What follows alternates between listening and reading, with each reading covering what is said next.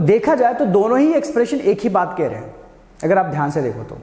क्या आपने रियलाइज किया? नहीं। तो देखिए मैं बताता हूं। देखिए यहां पे जब ये पॉजिटिव है तो ये नेगेटिव है तो पॉजिटिव। इसका मतलब है कि ये आपस में एक दूसरे के हमेशा क्या होंगे? उल्टा। यानी कि एक पॉजिटिव तो दूसरा नेगेटिव। तो इस बात को ऐसे भी तो लिखा जा सकता है कि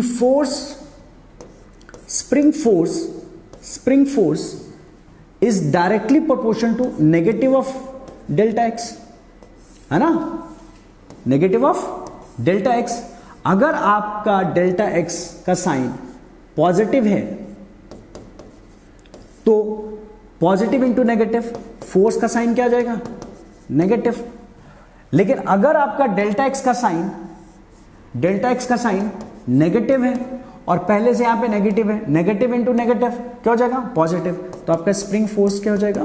पॉजिटिव हो जाएगा।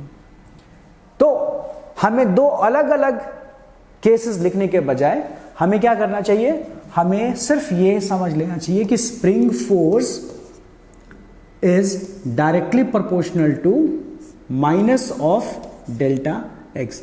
अब ये डेल्टा एक्स एक्सटेंशन भी हो सकता है और कंप्रेशन भी हो सकता है, और इसका जो साइन है कैसे डिसाइड करेंगे? अगर एक्सटेंशन होता है तो पॉजिटिव लेंगे, अगर कंप्रेशन है तो नेगेटिव लेंगे, है ना?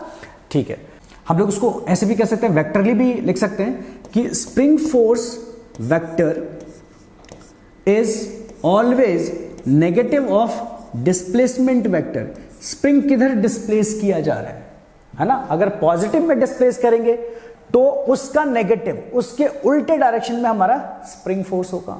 अगर डेल्टा एक्स यानी कि displacement of the spring negative होगी, यानी इस डायरेक्शन होगा, तो उसका भी नेगेटिव यानी कि वेक्टर क्या हो जाएगा? 180 डिग्री से टर्न हो जाएगा। तो फोर्स का डायरेक्शन क्या हो जाएगा? पॉजिटिव आ जाएगा। ठीक है।